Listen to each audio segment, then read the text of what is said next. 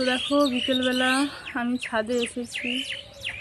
তো ঘুম থেকে ওঠার পর না আর রুমের মধ্যে থাকা যায় না, জানো তো। মনে হয় একটু বাইরে বেরোই, ভালো লাগবে। কারণ হচ্ছে মনটা ছটফট করে। এই ছাদে প্রকৃতির চারিদিকে আসলে আমার মনটা ভালো হয়ে যায়।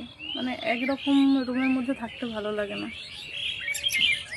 তো কালকে ভালো লাগছিল, কারণ কালকে আমি একটু বাইরে থেকে বেরিয়েছিলাম মেয়েকে নিয়ে, যেহেতু কালকে রবিবার ছিল।